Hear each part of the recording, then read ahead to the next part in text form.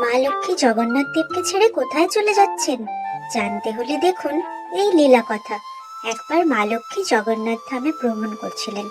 তখন তার মন চাইল আজ কোনো ভক্তের উপর কৃপা করবেন। তখন তিনি ভাবলেন, কৃপা করতেই যদি হয় তবে আমি তার বাড়ি প্রথমে যাব, যিনি আমার প্রাণনাথের নিত্য সেবা করেন। এই ভেবে মা লক্ষ্মী প্রথমে গেলেন মন্দিরের প্রধান পুরোহিতের বাড়িতে। আর গিয়ে কি দেখলেন জানো? দেখলেন সূর্যোদয় হয়ে গেছে, কিন্তু ব্রাহ্মণ এখনো ঘুমিয়ে আছেন।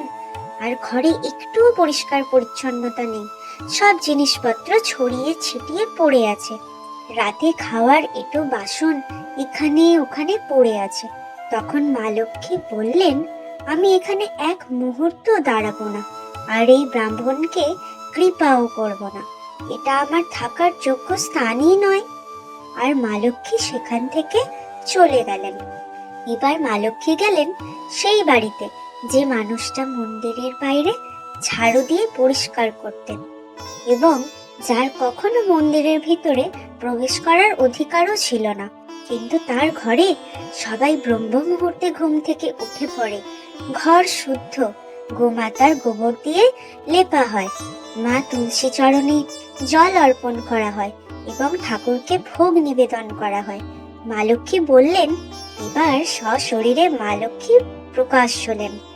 সেই দম্পতি তো চমকে উঠল এবং জিজ্ঞাসা করলো, দেবী আপনি কে?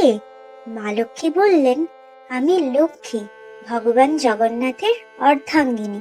দম্পতি বলল, দেবী আপনি হঠাৎ এই ছোট্ট ঘরে?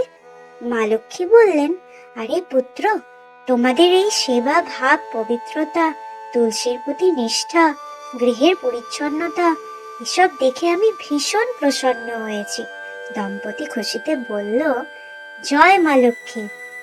আপনি প্রসন্ন হয়েছেন মা, এ তো আমাদের সৌভাগ্য।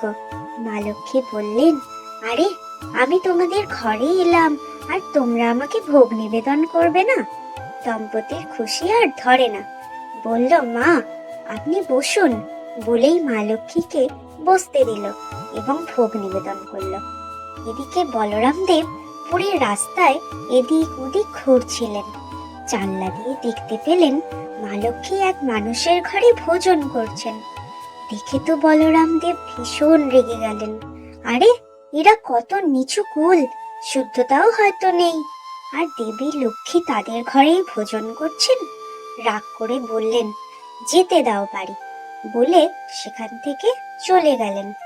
এদিকে মা লক্ষ্মী বললেন, এখন আমি আসছি, কিন্তু পরে আবার আসবো, ঠিক আছে? বলে মা লক্ষ্মী চলে গেলেন।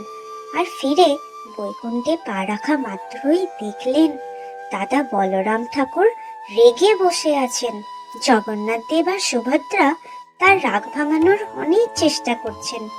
আর বলরাম দেব রাগী গলায় বলছেন, আরে সবাই কি আচার বিচার একদম ভুলে গেছে? কারো কি শুদ্ধতা পবিত্রতার দিকে কোনো ধ্যান নেই? পরমাত্মা হয়েও কি সবার বুদ্ধি ভ্রষ্ট হয়ে গেছে? ইত্যাদি ইত্যাদি। মা লক্ষ্মী ভিতরে এলেন এবং বললেন, আপনারা সবাই ভোজন করতে বসুন, আমি আপনাদের জন্য ভোজন আনছি। জগন্নাথ দেব এবং দেবী সুভদ্রা তো বসলেন, কিন্তু বলরাম দেব জেদ করে একই জায়গায় বসে রইলেন। জগন্নাথ দেব ডাকলেন, দাদা অন্তত ভোজন করে নিন। বলরাম দেব বললেন, দেবী লক্ষ্মীর হাতে বানানো ভোজন আমি গ্রহণ করব না। আচার বিচার সব ভুলে গেছেন তিনি। এদিকে মা লক্ষ্মী সবই শুনছিলেন। এবার জগন্নাথ দেব বড় দ্বিধায় পড়লেন। খেলে দাদা রেগে যাবেন, না খেলে দেবী রেগে যাবেন। জগন্নাথ দেব ভাবলেন, দেবীর রাগ পরে ভাঙানো যাবে, কিন্তু দাদার রাগ তো কমবেই না। তাই জগন্নাথ দেবও ভোজন করলেন না। 2-3 দিন ধরে এভাবেই চলছিল। তখন মা লক্ষ্মী বললেন, এই জগন্নাথ ধামে আমার সেবা করার অধিকার তো আছে সবার, কিন্তু যখন আমার হাতে তৈরি ভোজন কেউ গ্রহণই করবেন না, তবে আমার থাকার লাভ কি? আমি চলে যাচ্ছি। বলে মা লক্ষ্মী বৈকুণ্ঠ ধাম থেকে চলে গেলেন। দেবী লক্ষ্মী চলে যেতেই সঙ্গে সঙ্গে সেখান থেকে শ্রী সমৃদ্ধি সব শেষ হয়ে গেল। জগন্নাথ দেব আর বলরাম দেব দুজন দুজনের দিকে অবাক হয়ে তাকালেন। বলরাম দেব বললেন, লালা, এটা কি হলো? সাজ সর্বস্ব মিলিয়ে গেল কিভাবে? জগন্নাথ দেব বললেন, এসব আপনার কৃপাতেই হয়েছে দাদা। বলরাম বললেন, মানে? জগন্নাথ বললেন, মানে কিছুই না। দেবী লক্ষ্মী যেখান থেকে চলে যান সেখান থেকে শ্রী সমৃদ্ধি সব চলে যায় যে দাদা। বলরাম বললেন, ঠিক আছে, কোনো ব্যাপার নয়। দেবী কি ভেবেছেন তাকে ছাড়া কি আমাদের চলবে না? দুদিন ধরে কিছু খাওয়া হয়নি, তাই তারা রান্নাঘরে গেলেন। কিন্তু গিয়ে দেখলেন, এ কি, সব কোথায় গেল? জগন্নাথ বললেন, চলো দাদা, স্বর্গদ্বারে যাই, গিয়ে সেখানে ভিক্ষুকদের সঙ্গে বসবো। সেখানে ভিক্ষুকদের রোজ কিছু না কিছু জুটেই যায়। দুজনেই ছোট বালকের রূপ ধারণ করলেন এবং নিজেরাই জয়ধ্বনি দিতে শুরু করলেন, জয় জগন্নাথ, জয় জগন্নাথ। কিছু দাও বাবা, আপনাদের ভালো হবে। একজন মহিলা এলেন, তিনি কিছুই দিলেন না, উল্টে বকলেন, এই বাচ্চারা, তোমরা পড়াশোনা সব ছেড়ে দিয়েছো নাকি? যাও যাও, ঘরে যাও। তারপর একজন সাধু বাবা এলেন, তিনি দেবদয়কে কিছু মুড়ি খেতে দিলেন। নাও বাচ্চারা, মুড়ি নাও, তোমাদের হয়তো খুব খিদে পেয়েছে। বলরাম বললেন, লালা, এক বেলার খাবার তো জুটে গেল। ঠিক তখনই জোরে হাওয়া বইতে লাগলো আর সব মুড়ি উড়ে গেল। দুজনে মুড়ি ধরতে ধরতে পিছনে দৌড়াতে লাগলো। জগন্নাথ বললেন, দাদা, দেবী লক্ষ্মীর কাছে ক্ষমা চেয়ে নিন, সত্যি বলছি, নইলে এভাবেই ঘুরে বেড়াতে হবে। বলরাম বললেন, ঠিক আছে, ক্ষমা চাইবো, আগে খোঁজ তো, বৌমা কোথায় গেল? জগন্নাথ বললেন, সোজা কথা, যে স্থানে শ্রী সমৃদ্ধি সবচেয়ে বেশি আছে সেইখানেই শ্রীলক্ষ্মীকে পাওয়া যাবে। তারপর তারা ঘুরতে ঘুরতে দেখলেন, এক জায়গায় এত বেশি সৌন্দর্য, শ্রী পরিষ্কার পরিচ্ছন্নতা যে তার ঝলক বাইরেও দেখা যাচ্ছিল। জগন্নাথ দেব বললেন, দাদা, ওই ঘরেই চলো, ওইখানেই আমাদের দেবী লক্ষ্মী আছেন। গৃহে প্রবেশ করে দেবদয় দেখলেন, সেই ঘরের ছোট্ট ছেলে নিজের হাতে সবাইকে বস্ত্র দান করছে। তৎক্ষণাৎ দেবদয়ও লাইনে দাঁড়িয়ে পড়লেন। মা লক্ষ্মীর দৃষ্টি যখন তাদের উপর পড়ল, তখন দুই বালকের উপর তার মায়া হলো। আমার প্রাণনাথ যিনি, যার আমি না থাকলেও চলবে, কিন্তু তিনি আমার ভাসুর দাদাকে আমার গুরুত্ব বোঝাতে এমন লীলা করছেন। মা লক্ষ্মী সেই দম্পতিকে বললেন, শোনো, ওই দুই বালককে আমার কাছে নিয়ে এসো। জগন্নাথ দেব আর বলরাম দেব মাথা নিচু করে সামনে দাঁড়ালেন। বলরাম বললেন, দেখো বৌমা, আমার অন্যায় হয়েছে, তোমার সঙ্গে অমন ব্যবহার করা আমার উচিত হয়নি, কিন্তু তোমারও ভুল ছিল, আমার একার দোষ ছিল না। জগন্নাথ দেব পাশ থেকে কুনুই মারলেন। আরে চুপ করো, আবার রাগাবে নাকি?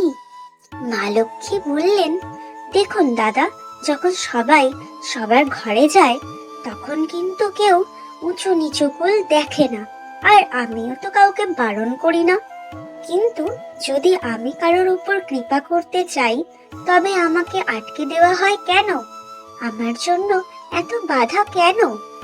কারোর জন্মগত আচরণ দেখে তাকে সারা জীবন বিচার করা উচিত নয়, তার স্বভাব আর বর্তমান আচরণ দেখে বিচার করতে হয়।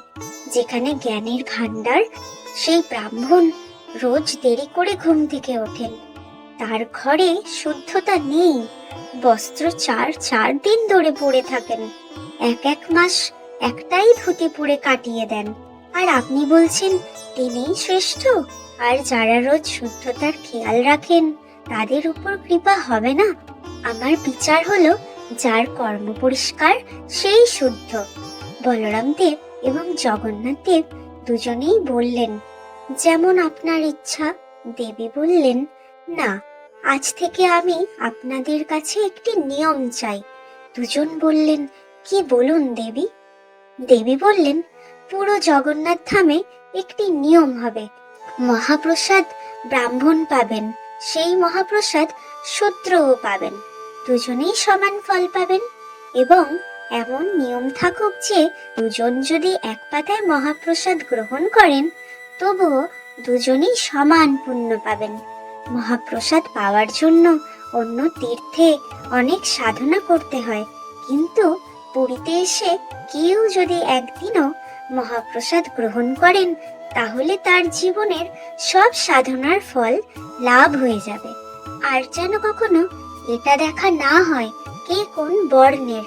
স্বভাব যদি শুদ্ধ হয় আমরা সবাই তাকে বুকে তুলে নেব। এই শর্তগুলো যদি আপনারা মঞ্জুর করেন তবে আমি ফিরে যেতে রাজি। জগন্নাথ দেব আর বলরাম দেব রাজি হলেন। আর তখন থেকে শ্রী জগন্নাথ পুরীতে জাত কুলের সব নিয়ম ভেঙে গেল। মহাপ্রভু তো সবার। জয় জগন্নাথ।